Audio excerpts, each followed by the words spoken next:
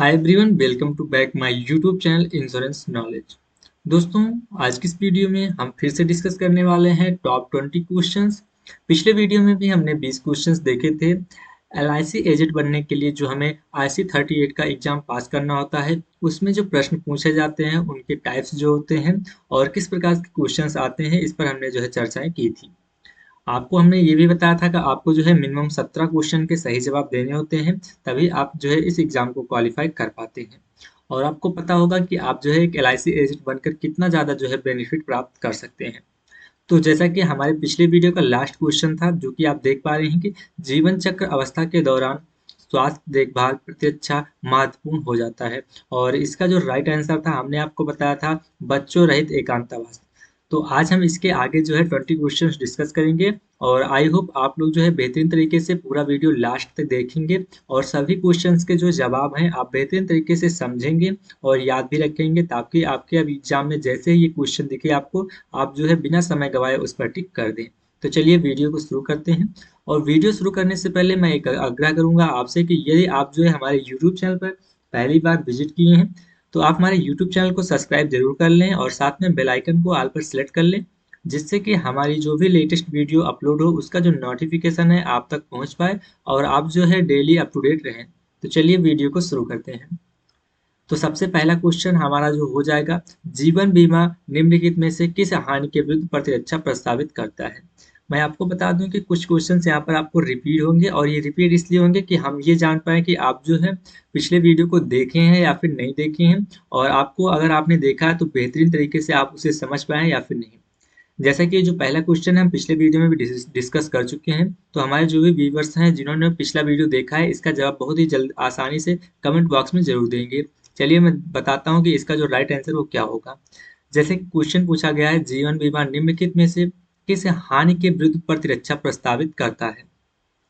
चार विकल्प दिए गए हैं। एक विकल्प है आपका, किसी व्यक्ति की उत्पादक योग्यता के आर्थिक मूल्य की हानि, भावनात्मक हानि, सट्टा संबंधित हानि और बेईमानी के कारण हानि।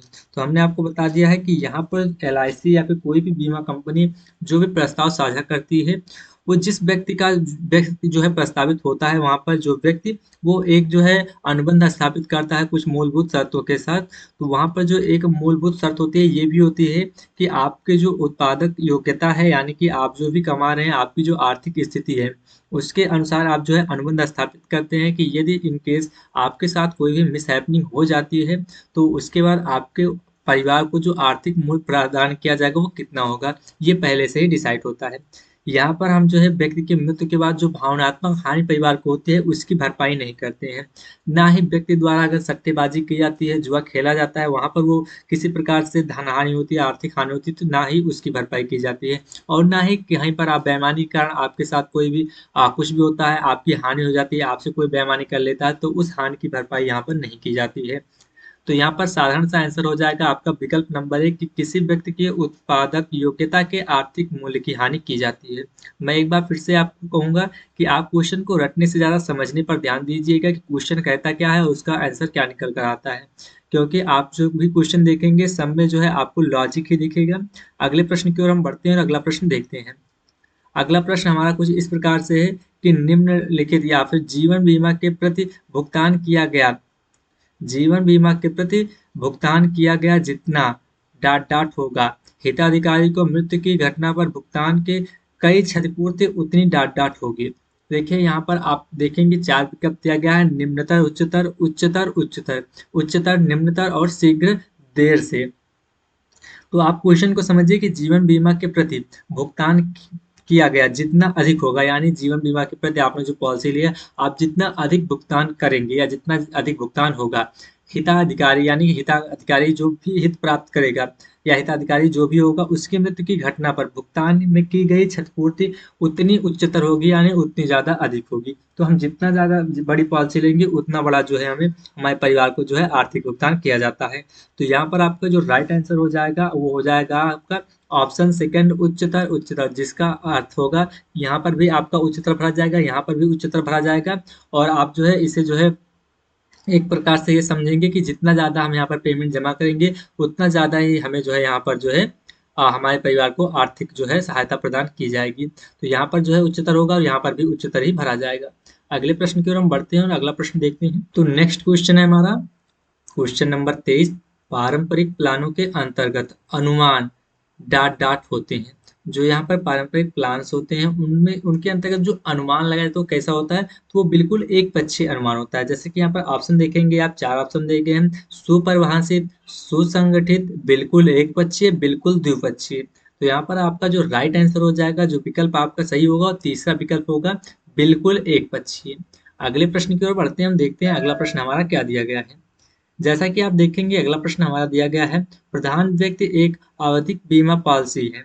प्रधान व्यक्ति एक आवधिक बीमा पॉलिसी है जहां बीमित डाट डाट राशि से संबंध या संबंधित या फिर संबंध नहीं होती है, इसका कोई भी संबंध नहीं होता, संबद्ध नहीं होता है। तो प्रश्न को हम एक बार फिर से पढ़ते हैं। प्रधान व्यक्ति एक अवधि बीमा पॉलिसी है जहां बीमित डाट डाट राशि से संबद्ध नहीं होती है।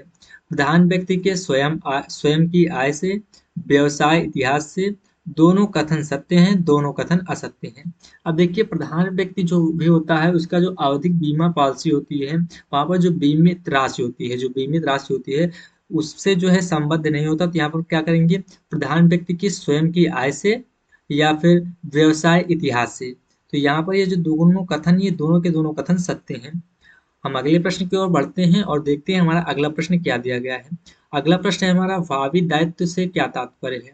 मृत के अनुमानित आयु, जीवन का अनुमानित खर्च जो भविष्य में आवश्यक हो, धनराशि अनुमानित करना जो आवश्यकता पड़ने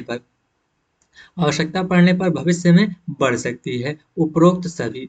तो यहाँ पर जो हमारा राइट आंसर हो जाएगा ऑप्शन 3 हो जाएगा या ऑप्शन तीसरा हो जाएगा, धनराशि अनुमानित करना जो आवश्यकता पड़ने पर भविष्य में बढ़ सकती है। अगले प्रश्न की ओर हम बढ़ते हैं और देखते हैं हमारा अगला प्रश्न क्या दिया गया है। अगला प्रश्न है हमारा, उपभोक्ता का तात्पर्य वह व्यक्ति है, उपभोक्ता का तात्पर्य वह व्यक्ति है जो विवेचना के लिए या विवेचन के लिए कोई सामान खरीदता है। अगला है हमारा विकल्प, पारितोषिक के रूप में किसी सेवा को कार्य में लागत, किसी सेवा को कार्य में लागत, सेवाओं का लाभार्थी हो, उपरोक्त सभी। तो यहाँ पर हमारा जो राइट आंसर हो जाएगा वो हो जाएगा लास्ट वाला ऑप्शन, जो कि यहाँ पर उपरोक्त सभी लिखा हुआ है। तो ये तीनों चीजें जो है इससे तात्पर्य रखती हैं, उपभोक्ता से। अगले प्रश्न की ओर हम बढ़ते हैं और देखते हैं हमारा अगला प्रश्न क्या कहता है। अगला प्रश्न है हमारा, एच एल वी के बारे में कौन सा कथन जो है सत्य है, कौन से कथन जो है क्या है, सत्य है। अब देखिए 4-5 यहाँ पर कथन दिए गए हैं, तो कौन से कथन सत्य है हमें ये बताना है। दो कथन दिए गए हैं, फिर लिखा गया है दोनों कथन सत्य, दोनों कथन असत्य। पहला कथन है, एचएलवी की अवधारणा से या अवधारणा में मानव जीवन को एक संपत्ति अथवा एक पारिसंपत्ति के रूप में लिया जाता है। अगला है, एचएलवी किसी मनुष्य को प्रदान किए जाने योग्य बीमा राशि निर्धारित करने का एकमात्र उपाय है। यहाँ पर लिखा गया है दोनों कथन सत्य हैं, दोनों कथन असत्य हैं। तो यहाँ पर ये जो दूसरा कथन आप देखेंगे ये बिल्कुल जो है असत्य है। तो हमें यहाँ पर क्या बताना है, हमें यहाँ पर बताना है सत्य कथन कौन सा है। तो यहाँ पर पहला कथन हमारा सत्य है। अगले प्रश्न की ओर हम बढ़ते हैं और देखते हैं अगला प्रश्न हमारा क्या कहता है। वित्तीय आयोजना, अगला कथन क्या है, वित्तीय आयोजना किसी व्यक्ति की डाट डाट के प्रति सहायता करती है। तो किसके प्रति जो है वित्तीय योजनाएं सहायता करती हैं, तो अपनी भविष्य की वित्तीय आवश्यकताओं को पहचान करने तथा इसके लिए योजना बनाने। अगला है, उन शेयरों की पहचान करने जहां वे निवेश कर सकते हैं। अगला है, यह पहचान करने की कौन से शेयर की बिक्री करनी है और कब करनी है, उपरोक्त सभी। तो यहाँ पर जो हमारा राइट आंसर हो जाएगा वो विकल्प नंबर 1 हो जाएगा। विकल्प नंबर 1 क्या कह रहा है, विकल्प नंबर 1 कह रहा है कि अपनी भविष्य की वित्तीय आवश्यकताओं की पहचान करने तथा इनके लिए योजना बनाने। अगले प्रश्न की ओर हम बढ़ते हैं और देखते हैं अगला प्रश्न हमारा क्या कहता है। तो यहाँ पर देखेंगे आप अगला प्रश्न, प्लान का प्रतिदान पॉलिसी के लिए नकदी मूल्य हेतु वापसी करके किया जा सकता है।